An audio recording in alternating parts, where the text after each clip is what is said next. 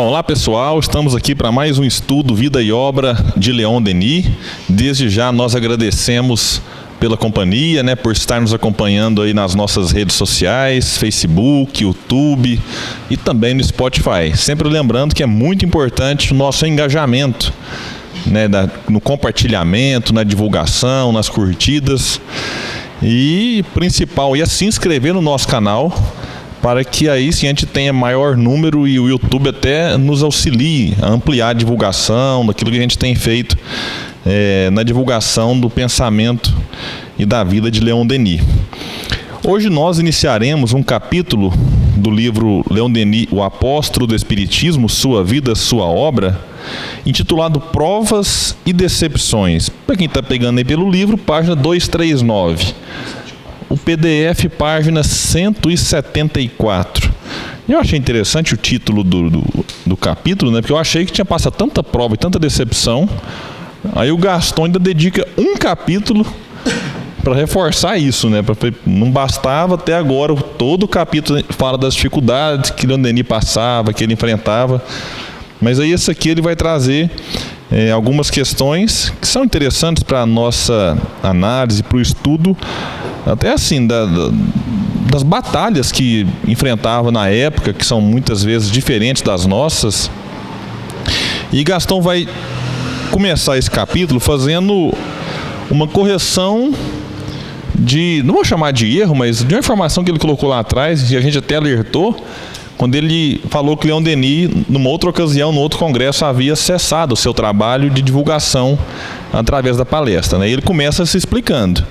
Dissemos anteriormente que o discurso de 19 de junho de 1910 sobre o século XX em Paris marcava o fim de sua carreira de conferencista. Não é totalmente exato, porque de Genebra ele foi a Marseille, onde falou numa reunião particular, depois foi a Chartres. Aí ele foi citando aqui alguns locais pelos quais Leon Denis passou e ficou viajando. Informação interessante aqui, por 3 meses. Então é claro que Leon Denis estava aposentado, já bastante velho, bastante limitado. E aí ele retorna à Tours após essa viagem de 3 meses. Imagina, 3 meses você dormindo fora de casa, dormindo em locais, alimentando. A gente às vezes viaja uma semana, que seja para lazer, Para lazer, não vou nem colocar a viagem para divulgação doutrinária.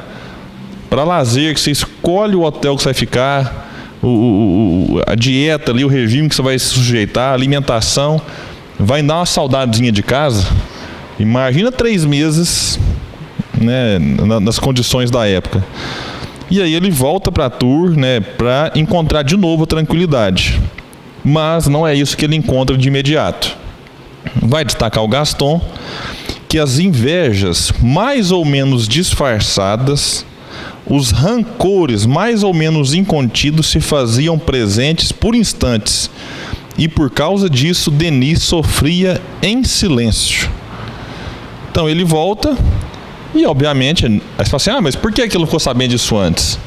É que as correspondências na época não eram tão rápidas como hoje. Hoje em dia, se alguém demonstra uma inveja de você, divulga alguma coisa desagradável na rede social, em questão de minutos você fica sabendo, talvez segundos. Antigamente não tinha os recursos que temos hoje. E aí, vocês lembram que a gente estudou aqui há pouco tempo a questão do caso Miller, A gente até citou na ocasião que ele tinha gerado um pouco assim de desconforto na relação entre Gabriel Delanne e o próprio Leon Denis. E isso era uma das coisas que incomodavam. Acredito que os dois, mas aqui a gente está abordando mais a questão sobre o ponto de vista de Denis. E ele fala então, que Gaston vai citar, que o silêncio de Leon Denis não era bastante para conseguir o desejado repouso. Assim, resolveu tomar a decisão que se impunha. Em 28 de novembro, escreveu a Gabriel Delanne. Se fosse hoje, mandaria um WhatsApp, Certeza, rapidinho você resolvia ali, ou piorava a situação, Vamos ler aqui alguns trechos apenas, só para a gente ver o que Leon Denis realmente sentia e passava intimamente. As divergências que surgiram entre nós, em consequência do caso Miller, e que eu supunha superadas, acabam de despertar com uma nova intensidade. Tenho sido, da parte de vários membros do Conselho de Administração da Sociedade Francesa de Estudo dos Fenômenos Psíquicos, objeto de ataques violentos, até injuriosos, em diversos jornais espíritas e anti-espíritas. Não tendo sido feita qualquer refutação, resulta daí que minha situação à frente da sociedade se torna impossível. Não dá para você ficar num lugar que o povo nem te dá o trabalho de te defender, né? Peço-lhe, pois, para retirar meu nome como presidente de honra. Espero, e eu vou saltar um pouco aqui. Não, eu vou ler tudo. Não aguento, né? Sendo esta resolução definitiva e irrevogável, rogo levá-la ao Conselho de Administração. É com profunda tristeza que me separo de homens e de irmãos com os quais combati longo tempo por uma causa querida. Porém, minha dignidade e minha honra estão em jogo, e em tal matéria a menor hesitação seria uma fraqueza. Espero que esta decisão, agora aqui eu vejo a grandiosidade de Leon Denis, né? Espero que esta decisão não altere em nada os sentimentos de amizade que nos unem, sob o império dos quais temos trabalhado e trabalharemos ainda pelo progresso do Espiritismo no mundo. Com esse pensamento, aperto-lhe cordialmente as mãos. Cara, era bonito, né? O jeito que ele conseguia ser duro e ao mesmo tempo agradável, né? Ele deixa clara a sua posição de discordância em relação à conduta da sociedade, da qual ele era um presidente de honra. Enaltece os companheiros que caminhavam com ele e no final deixa claro para Gabriel Delane: olha, vamos separar aqui a ideia das pessoas, né? O comportamento da sociedade da qual você faz parte não me agradou, mas a sua pessoa continua sendo querida por mim. E aí ele encerra de uma maneira bonita aqui, através de uma carta, apertando as mãos simbolicamente de Gabriel Delane. É algo que a gente precisa trazer para hoje até, né? A gente vê assim, muitas divergências no movimento espírita, e o Marco Antônio, palestrante que esteve aqui no GEO de ontem, colocou uma coisa que é interessante. Eu gosto muito das reflexões dele. Ele colocou assim: nesses momentos, né, que a gente vive uma dualidade, seja na questão religiosa, política, social, é engraçado que a gente olha uma coisa e acha que a gente está certo e o outro errado. Mas o outro faz o mesmo movimento, ele olha para a mesma coisinha aqui e ele está certo e a gente está errado. E aí, quando a gente vai trocar essa ideia, dificilmente a gente fica só no campo da ideia. E aí, por conta do que o outro pensa que é certo e eu acho que ele está errado e vice-versa, a gente acaba se afastando, né, se distanciando. Eu não preciso conviver com todo mundo que pensa diferente. Realmente, não precisa, mas daí passar a ter ódio, ter, né, sentimento negativo da pessoa, aí já é algo que Leon Denis nos deixa claro, que apesar das divergências, ele fazia questão, né, de manter a amizade, de manter a proximidade, porque o que unia os dois era o afeto, muito maior do que uma discussão, do que uma divergência, né, diante de um caso pontual. A gente para pensar assim, a relação Gabriel Delane e Leon Denis, né, quantos pontos eles convergiam e quanto eles divergiram. Então você tem uma divergência e um monte de convergência. Então será que agora toda a convergência ao longo da vida desses dois apóstolos, ela precisa ser colocada por água abaixo por conta de um caso Miller? Então essa reflexão, acho que ela é importante para os dias atuais. Sobre uma pessoa. Uma pessoa, né, um comportamento e talvez o que Leon Denis viu e presenciou não foi presenciado. Estou colocando aqui talvez mesmo, porque isso aqui é uma coisa minha mesmo. Talvez o que Leon Denis viu ou percebeu não foi visto e percebido pelo Delane. Então, e aí... mas a palavra de Denis deveria, eu concordo, deveria, pela autoridade moral que ele tinha, mas Gabriel Delane, utilizando-se da racionalidade que a doutrina nos passa, ele fala, poxa, mesmo vindo de Leon Denis, Delane se sentia no direito, eu concordo nesse ponto com Delane, de questionar e de discordar. Igual hoje, por exemplo, né? Porque o Divaldo, o Haroldo, ou alguma pessoa aqui do alto da sua autoridade moral coloca uma opinião a respeito de alguma coisa que eu preciso acatar sem questionar, e inclusive divergir, se for o caso. Então a postura de Delany, embora a gente goste de Denis, tende a torcer por Leon Denis nessa treta aqui, né? Mas a postura de Delany, ela é interessante. Não a da não defesa, porque aqui eu acho que esses ataques eram, dependendo de como eram feitos, cabia sim a revista fazer uma defesa.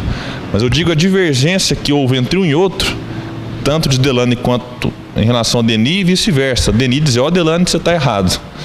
Eu acho que ela nos ensina muito, para que a gente desça daquele ponto de idolatria cega, em que tudo que o outro faz e fala recebe a assinatura, a chancela, sem o mínimo questionamento.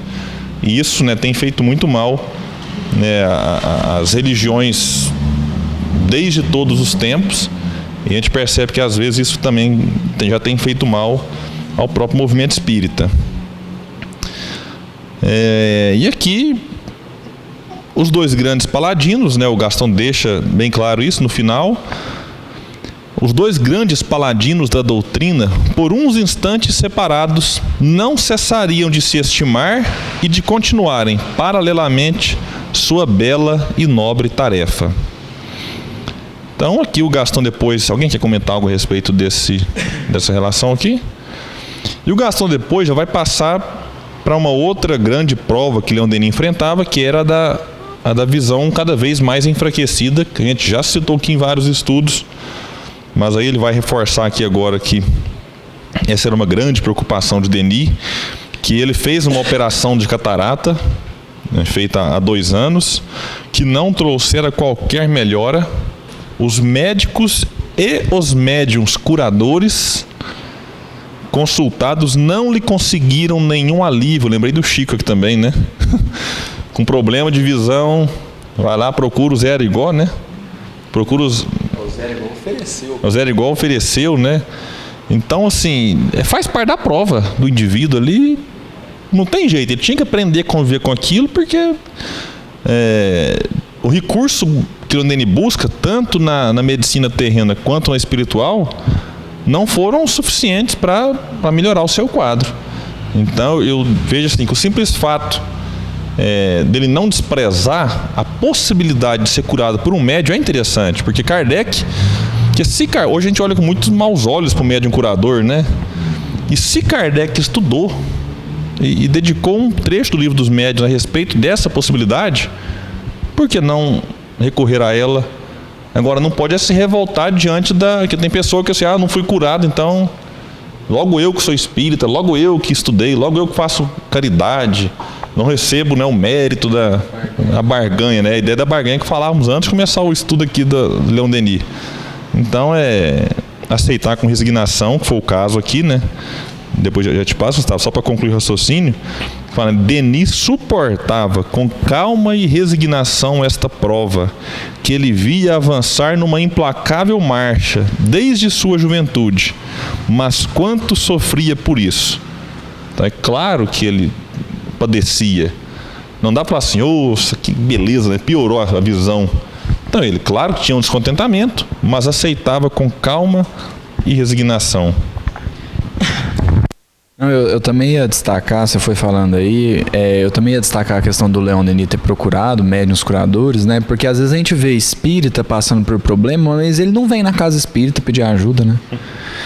Ele não acredita num passe, ele não acredita numa água fluidificada, ele não acredita numa oração que ele possa fazer. Então, assim, a gente tem vamos dizer assim, o recurso, né? A gente sabe do poder de uma oração para fluidificar uma água, sabe do poder de um passe. Tá com um problema, não vem procurar. Aí vai procurar médico de tudo quanto é forma, que tem que procurar mesmo, mas a questão é que um não precisa excluir o outro, né? Então eu achei muito interessante ele ter citado isso. E também o fato, assim, de não é porque não conseguiu a cura que tá errado, né? Que o médium não é médium, ou que... Não, às vezes realmente é preciso passar por aquele problema, né? Mas assim, porque assim, a gente vê o espírita defendendo tanto o passe, defendendo tanto a água fluidificada, mas ele não toma. Ele não vem tomar o passe, ele não vem fazer, né? Então a gente tem que usar também consultar médicos da Terra, sim, mas usar desse recurso que nós sabemos que existe, nós sabemos como funciona e que está disponível para nós, né? É realmente muito, muito bem colocado. A gente às vezes falta a própria fé nas terapias que a doutrina oferece, né? E com todo respeito, às vezes a pessoa não vem no centro tomar um passe, mesmo sendo espírita, mas vai procurar outras religiões, né? Aí vai procurar, com nenhum demérito aqui, mas vai procurar um benzedor, vai procurar um pai de santo, um terreiro. Poxa, e aí fala assim, não, eu vou lá porque lá é forte. Realmente, talvez um médium lá, ele, né, tenha capacidade, né? A pessoa vai lá já acreditando que o benzedor ou o pai de santo é forte, que o passista do centro não é, aí realmente é melhor ela no benzedor mesmo, porque a fé dela é lá. Então a gente precisa aproveitar melhor, né, a fluidoterapia tão bem estudada, tão bem elaborada, mas que depende realmente da nossa fé. Isso é praticamente tudo, né? Lembrando, falando um pouco de Emmanuel, lembrando de uma palestra que eu escutei, falando que, e acho que vai casar com o que a gente leu do Caminho, Verdade e Vida, seria que o Chico estava muito cansado e sem energia, e Emmanuel disse: isso, Chico, vamos melhorar a sua energia, vamos voltar a sua energia. Sim, o que eu devo fazer? Vem aqui. Levou o Chico para atender milhares de crianças necessitadas, carentes, e Chico doou o tempo todo o seu trabalho e voltou perfeitamente energizado. Então, esse é um exemplo que a gente até falou e que eu lembrei agora, que eu acho interessante. Olha só, né? É uma cura da gente, você está cansado, mas quando você doa muito, você enche de energia. E a prova de Denis, a da cegueira, é claro que o simples fato de você passar a não enxergar mais deve ser uma prova muito difícil, sobretudo para Leon Denis, que era assim, um contemplador da natureza, da beleza, dos detalhes, né? Bom, então aqui um negócio que dá para destacar, antes de passar para a parte posterior, que é a resiliência, né? Que é essa capacidade de se adaptar a uma nova realidade, e que talvez hoje em dia tem sido uma das virtudes mais necessárias, né? As coisas mudam muito rápido, e aí Leon Denis dá um exemplo aqui de que ele abandona alguma das suas funções ali, necessitando agora do auxílio de outros para conseguir cumprir as suas tarefas, né? A sua missão, e tudo seria mais difícil se ele não fosse organizado. Que o Gastão vai ressaltar aqui, que é graças à sua capacidade de trabalho, seu gosto pela ordem e sua incomparável memória que ele conseguia realizar sua tarefa, sem que seus amigos e numerosos correspondentes ficassem prejudicados. Então, após a morte de sua mãe, ele mantinha ali com ele sempre uma auxiliar. Ele tinha sempre uma ajudante para ajudá-lo, né? Que vai dizer também que ele só exigia respeito absoluta por suas numerosas notas manuscritas que ele mesmo arquivava com sua precaução costumeira, precaução meticulosa, porém necessária. Então também ajuda bastante para quem perde a visão saber onde é que está tudo guardadinho ali, já auxiliava até nesse ponto. Aqui o Gastão vai destacar uma curiosidade, que a Duquesa de Pomar, o havia denominado como homem dos papeizinhos, né? Que ele ficava com papelzinho daqui, papelzinho dali, sempre com algumas anotações que lhe seriam úteis depois. Um detalhe interessante que vai fazer a gente entender até o próximo capítulo, que a sua velha amiga, a senhora Forguet, viúva fazia alguns anos, fazendo-lhe sua visita diária, zelava para que seu regime fosse mais ou menos respeitado. Então a senhora Forguet é uma figura extraordinária assim, na vida de Leon Denis. A gente vai ver no próximo capítulo como ela foi importante, né? Até depois de desencarnada. Olha, eu dando spoiler aqui já, né? Mas eu vou me conter. Aqui o Gastão vai citar outros amigos de Leon Denis. O Valentin Tournier, que também era cego. O Valentin Tournier, vamos ver que o parágrafo fala dele, que anos antes podia-se ver Leon Denis passeando pelas alamedas frondosas e levando seu velho amigo e vizinho espiritualista, Valentin Tournier, que era cego. Este se havia fixado em Tours para estar mais perto do valoroso propagandista da doutrina, que ele próprio servia pela pena, não sem talento. Alguém pesquisa só o ano de desencarnação? Eu acho que é 1898. Então aqui o Gaston fala anos antes, mas é bem antes, né? Então só para a gente entender aqui o contexto. Enquanto pesquisa a data de desencarnação, é interessante. Eu fui pesquisar sobre ele no Google, bati o nome e descobri que o Valentin é autor de uma obra que foi escrita enquanto Kardec estava encarnado, um livro que chama O Espiritismo Perante a Razão. Então é claro que eu estou atrás desse livro para comprar e felizmente ele foi editado aqui no Brasil pela Editora do Conhecimento esse ano, 2019. Achei interessante a iniciativa da editora de trazer um livro que eu até então não conhecia, de um autor que eu também tinha conhecimento só de quando eu li a biografia de Denis, mas na época não, né, fiz pesquisa a respeito. E agora, preparando o estudo de hoje, eu resolvi pesquisar no Google e descobri isso aqui. Tem aí... Ainda não? Nesse site eu acho que tem informação. Ele nasceu em 1821. Então ele era 25 anos mais velho que Denis. Então e ele morava noutra cidade. E ele muda para Tours justamente assim, porque pela admiração que tinha por Denis. Então ele realmente ele desencarna em 1898. E havia se mudado para Tours justamente para ficar mais perto de Leon Denis. O Gaston vai e volta, né? O Gaston tem essa mania de ficar indo e voltando no tempo, e a gente fica meio perdido aqui na... Vamos criticar, né? Já criticamos ele muito hoje, né? Ambos conversavam, ele era um amigão realmente de Denis, ambos conversavam familiarmente sobre política e principalmente filosofia. Muitas vezes acompanhados por Constant Rénion, excelente tradutor em versos franceses do poema Mireille de Mistral. Então era realmente um amigo de Leon Denis para assuntos não apenas espíritas, mas sobre política e filosofia. Uma informação importante que eu considero aqui neste capítulo, já na página 243 do livro, quando fala das sessões da rua, as sessões do grupo da Rua do Rampar 178 para quem está acompanhando pelo PDF. As sessões haviam terminado nos fins de 1909 e acreditamos que os acontecimentos referentes ao caso Miller também tenham contribuído para isso.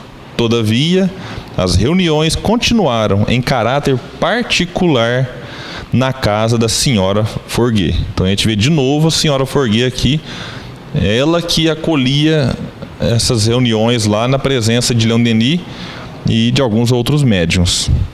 O espírito azul, a gente foi ver depois que era Sorella e que era Joana d'Arc, e Jerônimo ali se comunicaram regularmente. O pai espiritual e o filho de cabelos brancos trocavam suas opiniões sobre as questões externas que tomavam um rumo bastante inquietante. Aqui eu achei bacana essa colocação, eu trouxe ela justamente por isso, que não é simplesmente como é que eu vou dizer assim, uma comunicação. Aqui é um diálogo, é uma troca de ideias, que a gente hoje nas reuniões mediúnicas tem pouco hábito, quase não existe mais esse hábito de trocar ideia com o benfeitor. Às vezes ele traz uma mensagem psicografada, psicofônica, todo mundo escuta e pronto, né? A gente dialoga com quem hoje? Com o obsessor, né? Com o obsessor a gente dialoga com a beleza, né? Aqui Leon Denis trocava ideia com o Jerônimo de Praga. Era troca de ideias, é como se fosse um encarnado. Vamos reunir hoje para tomar um cafezinho junto? Vamos. E aí sentava lá, o médium dava passividade para o Jerônimo e ia... E olha o que eles falavam. A tempestade surgia nos Balcãs e se tornava cada vez mais ameaçadora. A Alemanha não escondia sua intenção de tomar a França como refém, em caso de conflito. A guerra estava iminente. Assim o julgava Jerônimo. Enquanto quase toda a França, com exceção de poucos cidadãos mais avisados, estava narcotizada e adormecia numa grande e perigosa quietude. Isso aqui é de uma... Eu acho fantástico, porque enquanto a maioria estava lá tranquila, Jerônimo, olhando o movimento do mundo espiritual, percebia que as coisas caminhavam para uma tragédia. Então, esse diálogo dele com Denis é uma preocupação de quem percebia que em breve teriam ali realmente uma guerra, como aconteceu no ano seguinte, né? Se é que aqui está realmente em 1913, que a gente já se perdeu no tempo de Gaston Luce, mas no ano seguinte teria então início a Grande Guerra, né? Depois, quando teve a segunda, chamada então de Primeira Guerra Mundial, que é o que vai falar então já no outro capítulo, iniciando a 5ª parte do livro, quando fica agora mais específico sobre a velhice de Gaston Luce. De Leon Denis, né? Gaston já está me confundindo aqui já, viu? Alguém quer comentar algo a respeito do que a gente leu aqui? Tá tranquilo? Podemos avançar? E aí inicia então o próximo capítulo do livro, página 247 e 179 do PDF. Quando, em julho de 1914, os boatos alarmantes vieram abalar os corações. Quando, a 3 de agosto, foi decretada a ordem de mobilização, Leon Denis foi tomado de pungente aflição. Ele que havia visto a guerra anterior e compreendido a causa do desastre da França.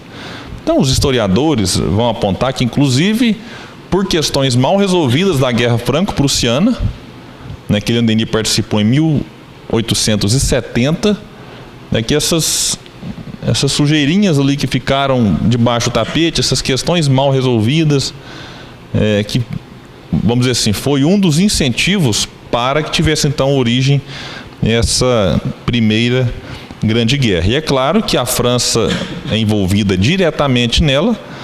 Os cidadãos franceses ficavam em pânico. Leon Denis, que não podia, obviamente, né, dispensa comentário dos motivos, né, participar da guerra, ele então tinha que arrumar um jeito de se refugiar. E aí aqui vai dizer que na ocasião sua intenção era viajar para a estação de Águas e Chales. Levaria consigo a senhora Forguet, também duramente atingida pela confusão geral. O perigo parecia momentaneamente afastado e retornaram a Tours. Foi então que resolveram viver juntos, para diminuir as despesas com o aluguel e os empregados. Seus recursos eram dos mais modestos e era preciso prevenir-se, no meio de tais acontecimentos, contra um rápido aumento do custo de vida. Então a gente não faz ideia, né? Pelo menos eu não faço ideia do que seja viver, né, durante uma guerra mundial, em que começa a faltar um monte de coisa, e aquilo que tem o preço a gente sabe como funciona, né? Eu lembro da época de Brumadinho, ou Mariana, acho que foi Mariana, a primeira tragédia. Eu lembro de ver as notícias assim, de que faltou água mineral na cidade e nas cidades vizinhas, e a garrafinha que você vendia ela normalmente a R$ 1,52 era encontrada por R$10. Isso num país predominantemente cristão, né? E eu me lembro também de uma tragédia lá na França, acho no show daquela Ariane Grande, em que teve um atentado terrorista e os taxistas se mobilizaram para transportar as pessoas, tirando de perto daquela área de risco, de graça. Aí eu vejo que talvez a gente está muito distante do cristianismo do Cristo, né? Mas enfim, nessa época da guerra, a situação muda totalmente. A economia sofre o impacto e Leon Denis monta uma estratégia, então. Passa a morar junto com aquela que era ali a sua grande amiga. Então a senhora Forguet e ele passam a dividir o mesmo ambiente para conter ali algumas despesas diante dessa dificuldade. No ano seguinte, durante o verão, então ele deixa o seu apartamento na Rua da Alma para se instalar com sua velha amiga num local mais amplo e mais confortável. Então, certamente, os primeiros momentos mais difíceis passaram, mas a ideia de continuar morando junto mantinha-se agora num local um pouco mais amplo, que era na Praça das Artes, número 19, onde um após outro deveriam acabar suas vidas. Então aqui a informação de que Leon Denis de fato desencarna nessa Praça das Artes, que já foi reconfigurada, né? Alguns amigos visitaram lá o local e, né, não existe mais esse local, que a casa assim, em si já não existe mais, certamente destruída ali na Segunda Guerra Mundial. Coragem, dizia Leon Denis, cumpram seu dever. Quanto a mim, lamento que seja muito tarde para acompanhá-los. Já que Leon Denis via vários amigos e familiares partindo para o campo de batalha. Doente e com 68 anos, Leon Denis não podia alistar-se, mas tomava também uma posição. Então ele pensa assim, já que eu não posso ir para o campo de batalha físico, ele seguia pelo pensamento o gigantesco esforço dos exércitos que recuam sob a avalanche alemã. Então ele que tanto escreveu sobre o pensamento, na obra O Problema do Ser e do Destino, por exemplo, ele agora não conseguia se manter de todo omisso. Então a gente às vezes fala assim, mas eu não posso estar lá junto com a pessoa doente num leito do hospital. Realmente, às vezes a gente não pode, se ela mora em outra cidade eu não posso, mas e o pensamento? Então Leon Denis, numa guerra, ele fala assim, eu não posso, mas de alguma maneira eu preciso me sentir útil, eu tenho que tomar uma posição. E aí ele se vincula pelo pensamento com os que lá estavam fisicamente.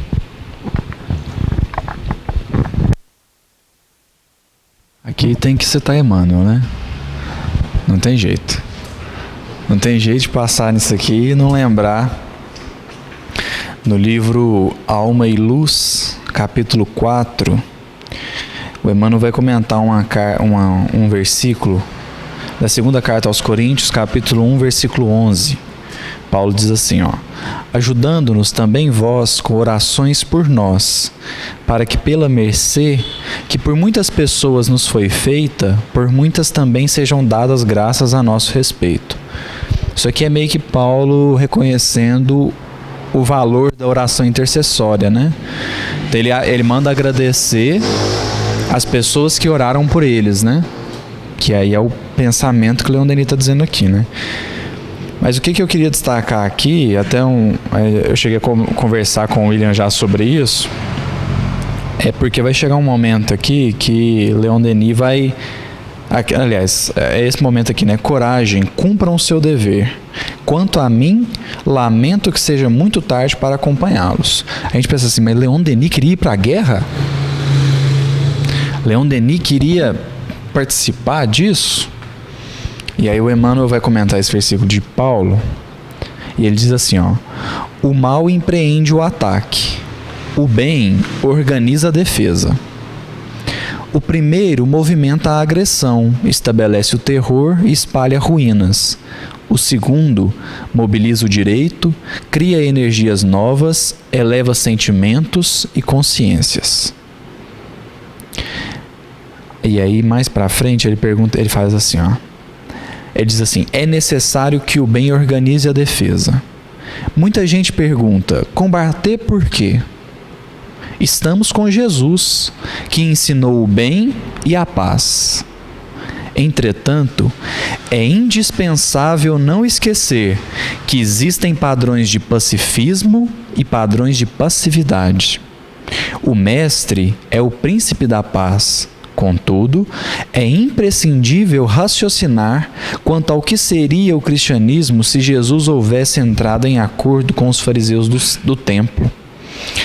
E aí mais pra frente ele diz assim: eis que o Brasil, generoso e pacífico, foi convocado às lutas da defesa. Essa mensagem foi recebida na Segunda Guerra, logo que o Brasil é chamado, né, a participar. E aí muita gente fala assim: mas participar de guerra? Será que... Muita gente pergunta: combater por quê? Entretanto, é indispensável não esquecer que existem padrões de pacifismo e padrões de passividade. Então, quando a gente olha Leon Denis falando assim: nossa, ele queria ir para a guerra, né?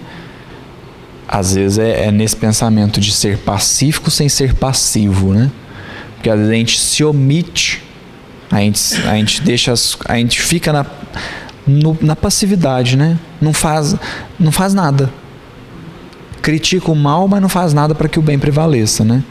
E ali no caso era uma situação gravíssima, né?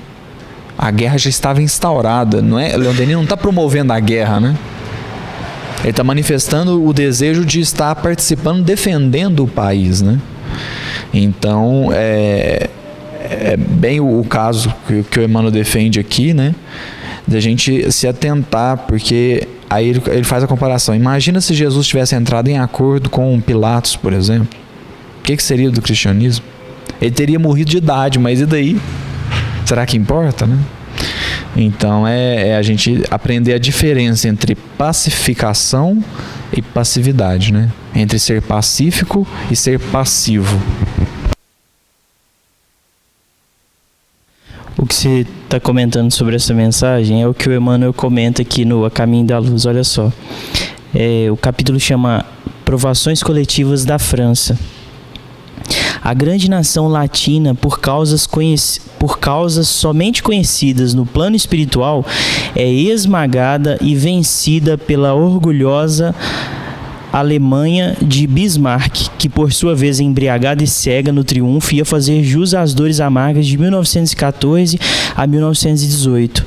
Paris, que assistira com certa indiferença às dores dos condenados do terror, comparecendo aos espetáculos tenebrosos do cadafalso, aplaudindo os opressores, sofre miséria e fome em 1870, antes de cair em poder dos impiedosos inimigos em 28 de janeiro de 1871.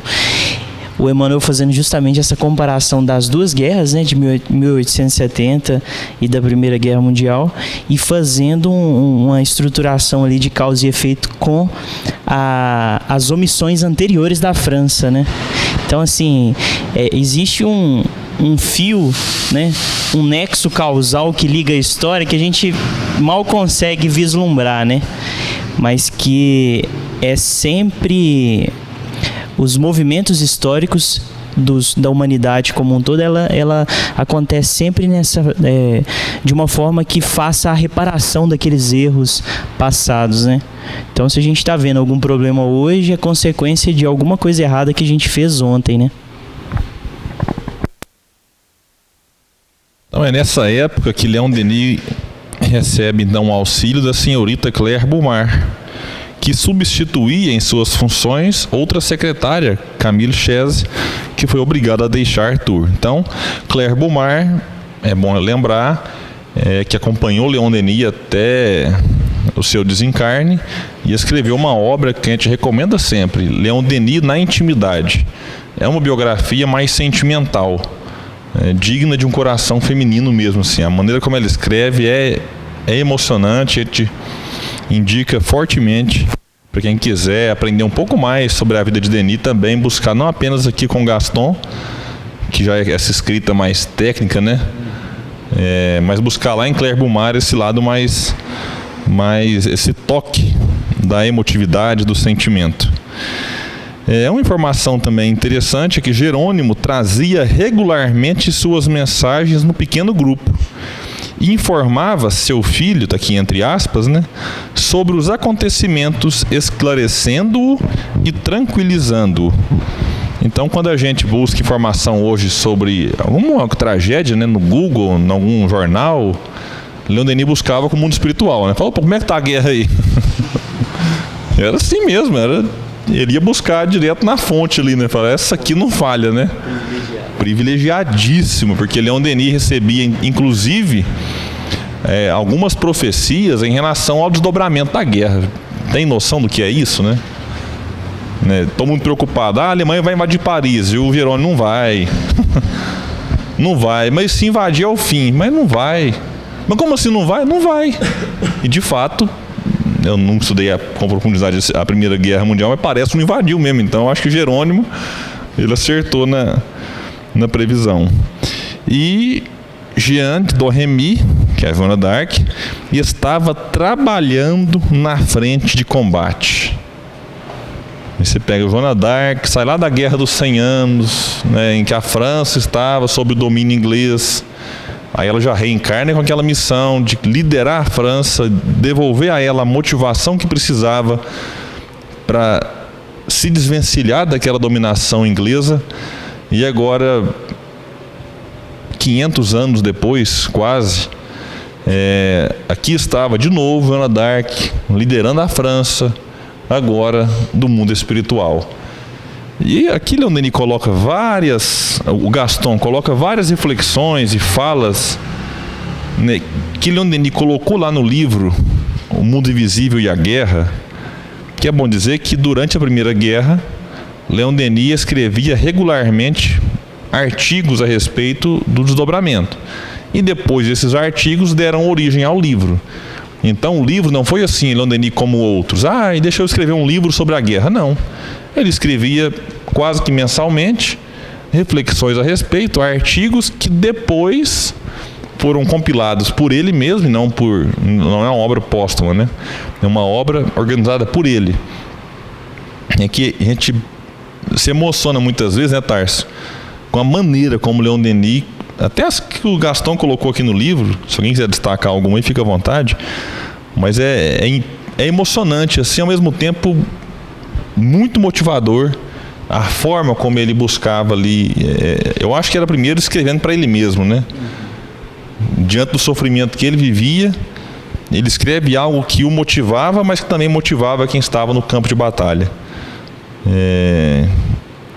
E em 25 de agosto de 1917, a morte de sua velha amiga, a querida médium Forguet, que ficara ao seu lado, substituindo sua mãe, deixou-o terrivelmente isolado na cidade inquieta, cheia de tropas em trânsito e de soldados feridos. Olha a realidade que Leon Denis viveu de perto, né? Então que vazio em seu derredor, nos amplos cômodos onde já não se ouvia mais o passo miúdo da velha senhora em sua marchinha de camundongo, que era a maneira como ele se dirigia, né, aos passos lentos, vagarosos e tímidos da senhora Forguet. Aqui a gente avança um pouco na obra e volta um pouco no tempo, né? Normal, Gaston usa e abusa nesse dia de hoje aqui, tá demais, né? Mas agora ele volta lá para 1916. Ele fala da morte da Forguet em 1917, agora volta para 1916 para falar de Jan Mayer. Mas eu até entendo, vou dar um desconto para ele aqui, porque ele vai dividindo o capítulo em alguns, como se fosse subtemas dentro do capítulo, né? Então aqui ele vai começar o tema Jan Mayer, que ele, né, praticamente não havia falado até o momento, e fala que nos fins de 1916, Jan Mayer veio procurar o mestre a fim de lhe comunicar a intenção. Olha, interessante. Ele não fez um negócio sem procurar antes Leon Denis. Quando a gente fala assim que ele era o centro das atenções do movimento espírita, não era à toa. Então Jan Mayer vem comunicar-lhe a intenção de adquirir a Revista Espírita, fundada por Allan Kardec, que há um ano não aparecia mais por causa das dificuldades financeiras decorrentes da guerra. Então a revista, publicada por Kardec e depois, né, pelos seus sucessores na administração da própria revista, ela deixa de ser publicada. Você não tinha dinheiro, publicar como? E aí vem Jan Mayer trocar ideia. O que você acha, Leon Denis? Devo comprar, não devo comprar? Já que ele tinha recursos para isso. E Leon Denis não podia senão felicitar e encorajar Mayer por uma iniciativa tão oportuna. Graças à energia e à firmeza do impulso de seu novo diretor, a revista espírita reapareceu em janeiro do ano seguinte. Então ela tem realmente um período sem publicação, logo ele resolvido pela dedicação e desprendimento, inclusive financeiro, porque não era fácil manter a publicação, mas Jamar ele realmente tinha essa condição e ele faz isso com a revista espírita. Depois ele organiza a União Espírita Francesa, que diz aqui Gaston estava ainda numa fase embrionária. Aí o Jean Mayer, por causa da sua amizade com o Leon Denis, o convida para ser o presidente da União Espírita Francesa. Leon Denis, por conta das suas fragilidades e compromissos, recusa o convite, mas aí ele não tem como recusar a presidência de honra, que é justamente quando alguém não pode exercer a presidência efetiva, você coloca ela num cargo ali de respeito, como ele tinha com várias, né? Leon Denis, se não me engano, era presidente de honra até da FEB. Então ele recebia esses títulos, né, de várias instituições e quase sempre recebia com muito carinho. A propaganda espírita, o Gaston vai dizer aqui, havia retomado então seu curso normal, o que propiciava a Denis viva satisfação, mas ele se ressentia de sua solidão e de seu isolamento, pois se achava pessoalmente privado de qualquer contato com seus guias. Então, se a senhora Forguet desencarna, e ela era a médium que recebia Jerônimo e Joana, então ela desencarnou. Você não vai agora abrir agora eu tenho uma vaga de médium aberta, traga um currículo para eu avaliar, contrata-se, né? Vamos deixar aqui no Cine, aqui em Uberlândia, não sei se isso é uma questão nacional, é nacional. Vai lá no Cine agora buscar currículo de médium para receber Jerônimo e Joana d'Arc. Então, aí vocês imaginam, Denis não tem mais a mãe, não tem o pai, não tem a médium que, além de amiga, passou a morar com ele. Tinha, claro, o auxílio da secretária, mas não era aquele vínculo de longa data. O próprio senhor Valentim aqui já havia desencarnado em 1898, e só lembrando, Denis coloca no livro Grande Enigma que uma das grandes provas da vida é desencarnar velho. Porque quando você desencarna velho, você tem que despedir de muita gente e fica cada vez mais isolado. Então assim, nossa, você começa a contar, né? Eram 10 irmãos, somos só 3. Aí de repente se encarna 2. Nossa, agora falta só eu. É difícil para quem é família grandiosa. Ou grupo de amigos, né? Estamos nós aqui agora, 8. Quem vai ser o primeiro?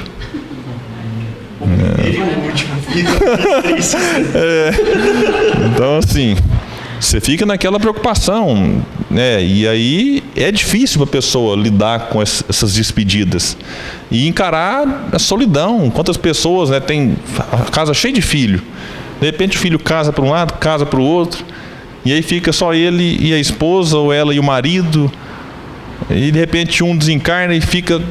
É complicado. Então aqui é onde Denis vivia, e ele deixa isso muito claro, dessa convivência dele com o mundo espiritual. Isso era algo que lhe preenchia a alma. Esse contato com Jerônimo e Joana, que eram amigos de outras encarnações, né? Imagina, você está em contato não só com o benfeitor, mas com alguém que é da sua intimidade. Realmente é algo que ele sentiu muito. Só que aí vai acontecer uma coisinha. Dá vontade de deixar para o próximo capítulo, né? Igual que as série, né? Eu não vejo série, né? Então, mas como é que chama aquele rapaz? João Kleber. Deixa eu baixar o nível aqui agora, né? João Kleber tinha um programa na televisão que era desse jeito, né? Ele fazia o maior drama assim, depois do intervalo, né? Aí você quase morria, né? E ele enrolava, depois do intervalo de novo. Aí depois ele não falava nada e jogava para o outro programa.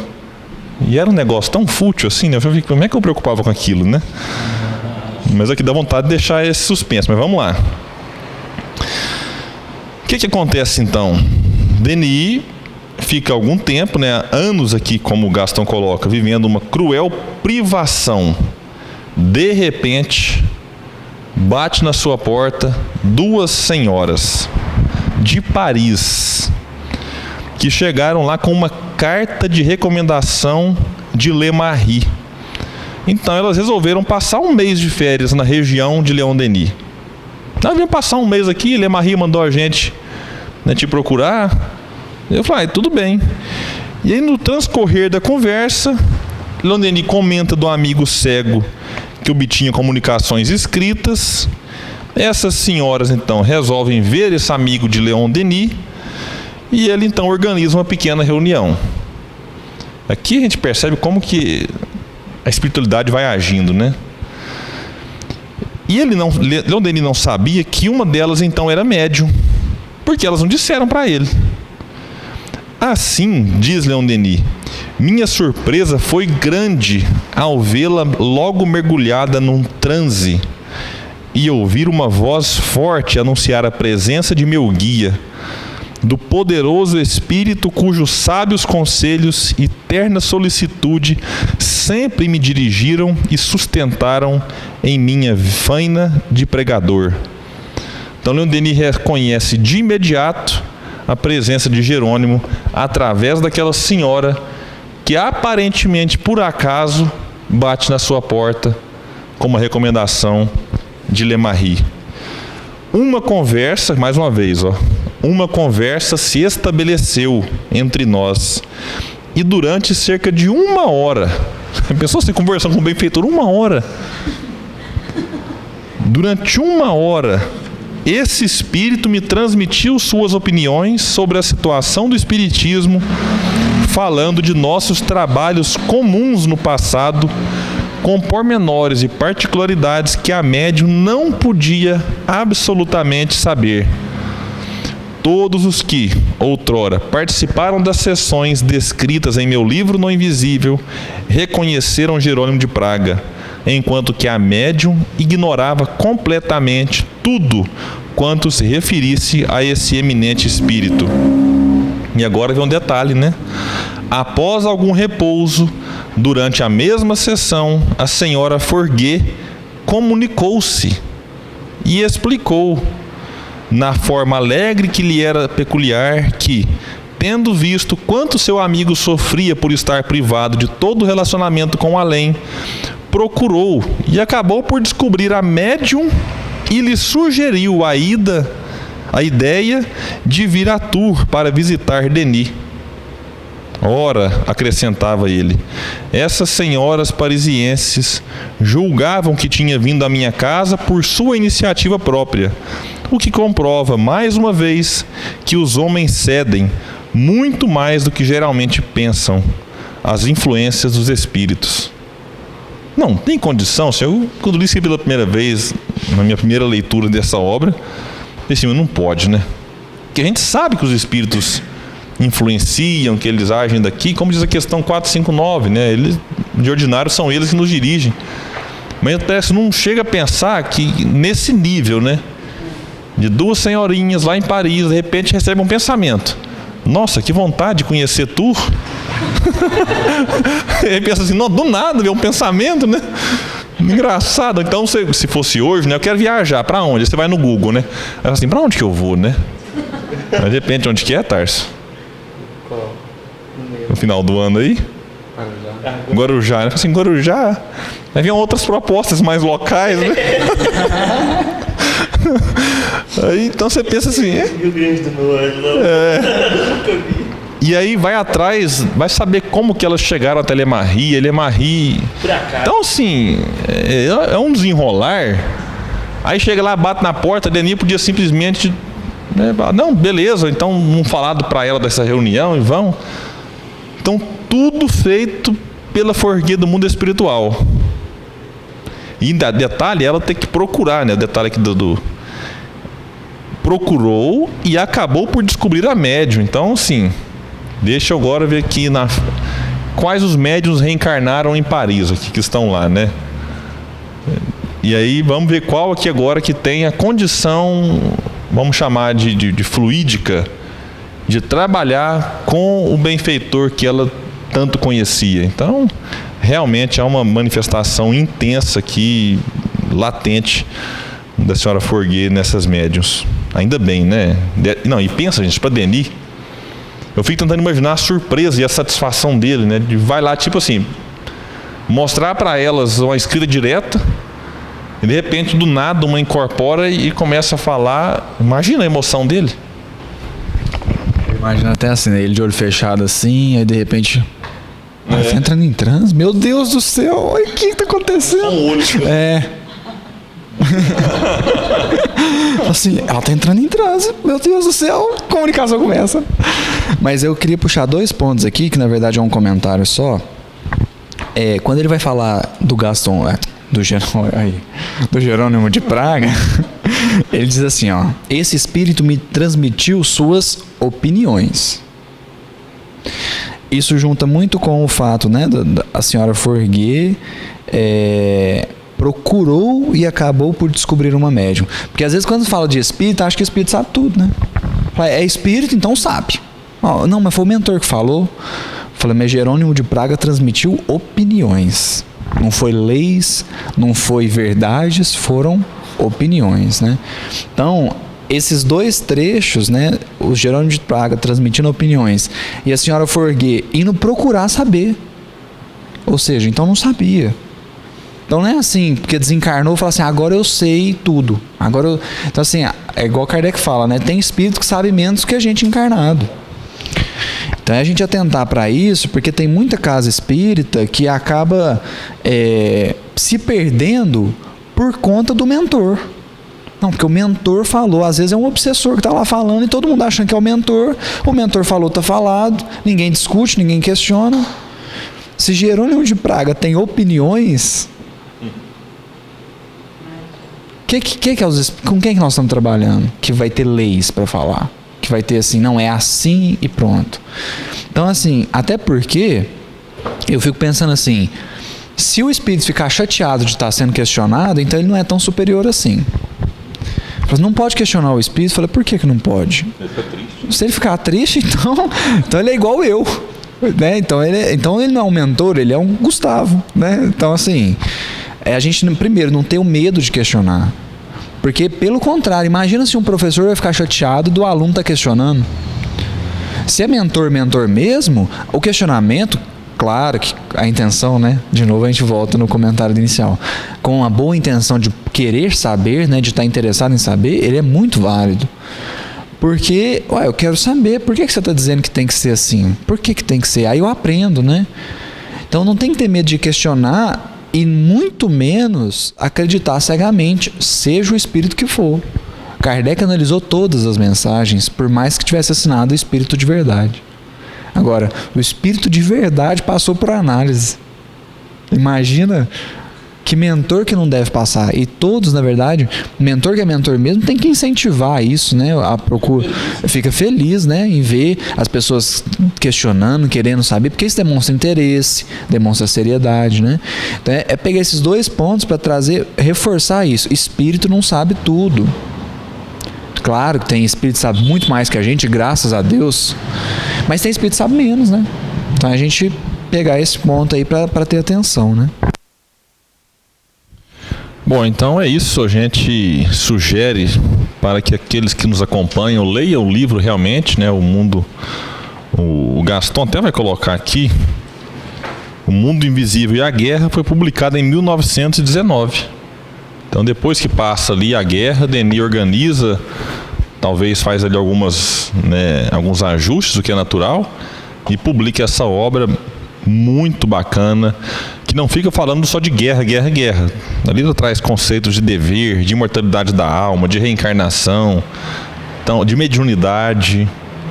Então é muito bacana, e quem quiser aprofundar, basta procurar nas livrarias aí, que o livro realmente ele é importante, vale a pena a leitura. Então é com isso, com essa recomendação, que a gente encerra mais esse estudo, né, sobre a vida e obra de Leon Denis, agradecendo pela presença dos que aqui estão pessoalmente, agradecendo também os internautas que têm acompanhado aí através dos canais Alimento da Alma e também do Grupo Espírita Leon Denis, e convidando para que continuem conosco nos próximos estudos Vida e Obra de Leon Denis.